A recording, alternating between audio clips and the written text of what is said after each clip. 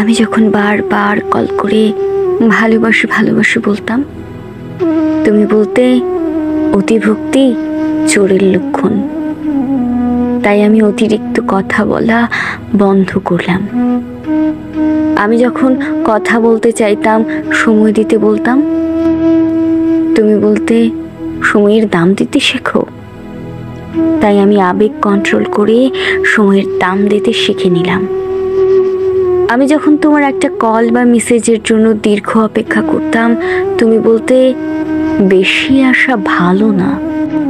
তাই আমি আশা করা ছেড়ে দিয়ে অপেক্ষা করতে ভুলে গেলাম। আমি যখন তোমাকে নিয়ে খারাপ স্বপ্ন দেখে সবার আগে ফোন করে তোমার খোঁজ নিতাম, তুমি ঠিক আছো কি না।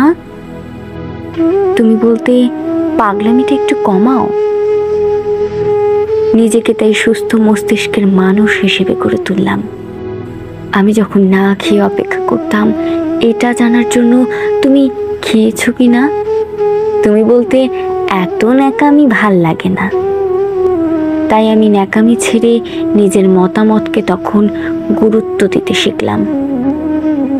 আমি যখন মন খারাপ করতাম তোমার অবহেলায়, তুমি বলতে এত দুর্বল কেন তুমি।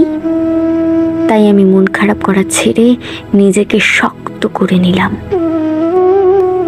কিছুদিন পর যখন তুমি চলে যেতে চাইলে, আমি বললাম যেতে পারো, আটকাবো না। তখন তুমি বুঝতে পারলে আমি বাস্তবতা শিখে গেছি। হ্যাঁ, তুমি আমায় অনেক কিছু শিখিয়েছো, এর জন্য ধন্যবাদ। তবে তুমি হয়তো জানতে না, এই ন্যাকামিগুলোই একটা সুন্দর ভালোবাসার ইতিহাস করে তোলে। তুমি জানতে না, এই পাগল মানুষগুলো মন থেকে ভালোবাসতে জানে। তুমি হয়তো জানতে না, এই ছোট ছোট আবেগগুলোর থেকেই ভালোবাসার তৈরি। তুমি হয়তো জানতে না, আমি তোমাকে ভালোবাসি বলেই আমার অতি গুরুত্বপূর্ণ সময়টুকু তোমায় দিতাম। আজ আমিও একটা জিনিস তোমায় শেখালাম, অতিরিক্ত অভিমান নিয়ে যারা হারিয়ে যায় তারা কখনো ফিরে আসে না।